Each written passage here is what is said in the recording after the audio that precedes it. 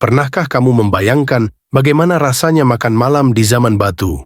Tanpa kompor, tanpa bumbu dapur modern, dan tentu saja tanpa layanan pesan antar. Namun, manusia purba tetap bisa bertahan hidup dan bahkan berkembang pesat. Pertanyaannya, apa sebenarnya yang mereka makan setiap hari?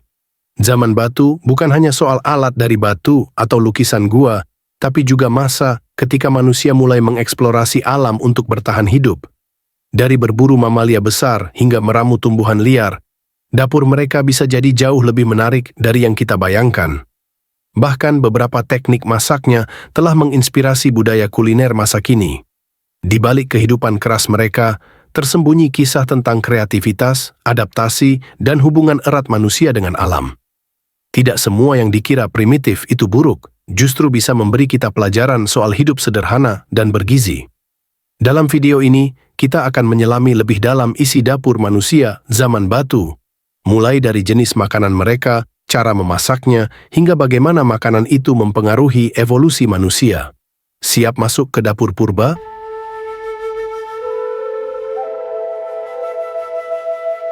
Zaman batu adalah periode panjang dalam sejarah manusia yang dimulai sekitar 2,5 juta tahun lalu dan berakhir sekitar 3.000 tahun sebelum Masehi.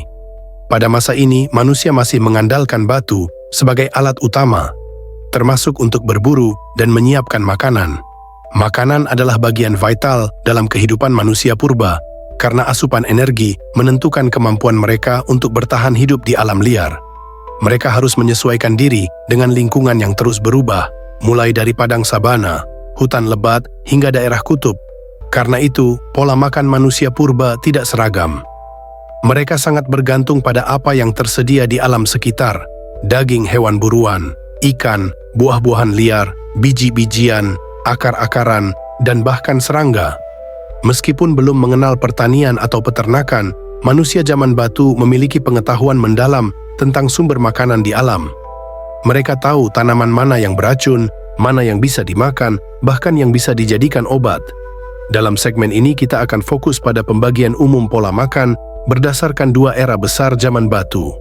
Paleolitikum, berburu meramu, dan Neolitikum, awal pertanian dan domestikasi.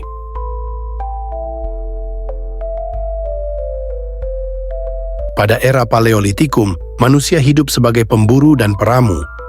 Makanan utama mereka berasal dari hewan buruan seperti rusa, mammoth, bison, dan berbagai jenis ikan.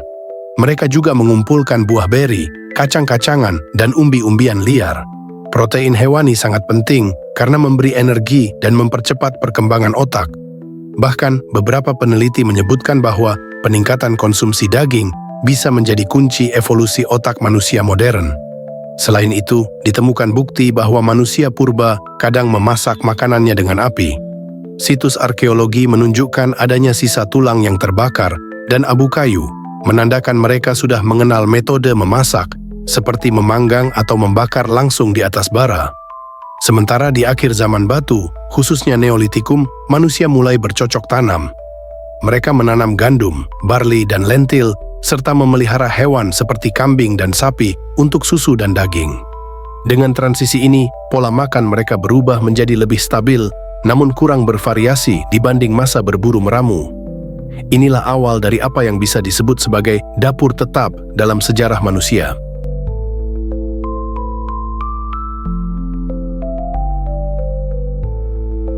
Perubahan pola makan dari berburu ke bertani bukan sekadar soal menu.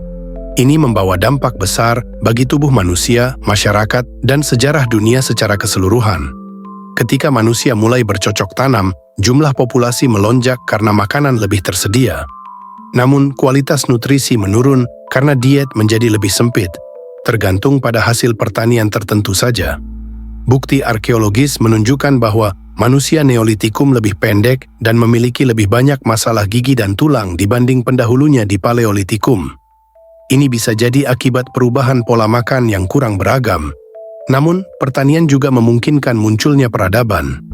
Dengan makanan yang bisa disimpan, manusia punya waktu untuk mengembangkan budaya, bahasa, dan teknologi. Jadi dari sekadar berburu mamalia raksasa hingga menanam biji-bijian di ladang, perubahan makanan adalah motor besar dalam perkembangan manusia.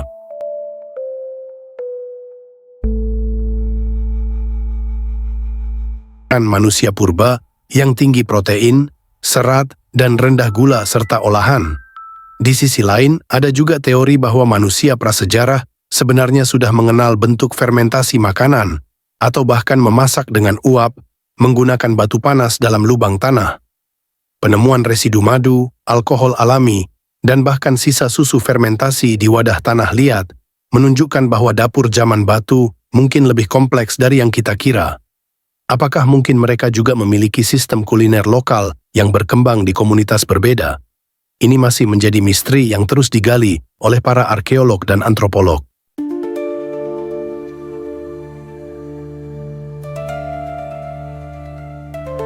Dari masa ketika manusia harus mengejar hewan besar dengan tombak batu, hingga saat mereka mulai menanam dan memasak di dekat hunian tetap, evolusi makanan adalah kisah adaptasi dan inovasi.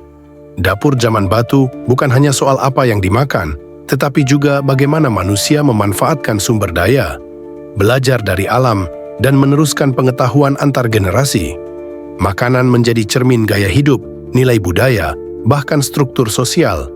Misalnya, siapa yang berburu, siapa yang memasak, atau siapa yang menyimpan hasil makanan bisa menunjukkan hierarki dalam kelompok.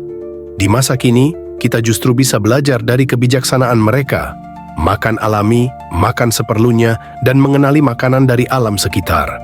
Penelitian terhadap makanan zaman batu masih terus berkembang dan bisa membuka pintu pada pemahaman baru tentang hubungan manusia dengan alam dan sejarah.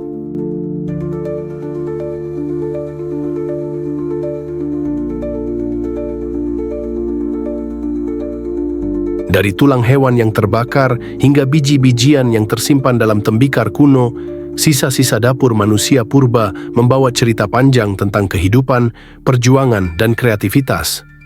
Mereka mungkin tidak punya teknologi modern, tapi mereka punya insting, adaptasi, dan pengetahuan lokal yang luar biasa. Dapur zaman batu adalah saksi bagaimana makanan membentuk kita menjadi manusia seperti sekarang. Lalu, apakah pola makan kita hari ini lebih baik, atau justru semakin jauh dari akar alami manusia? Itu pertanyaan yang patut kita renungkan. Jika kamu tertarik dengan sejarah kuliner dan kehidupan manusia purba, jangan lupa like, subscribe, dan nyalakan lonceng notifikasimu, karena masih banyak misteri sejarah yang akan kita ungkap bersama di channel ini.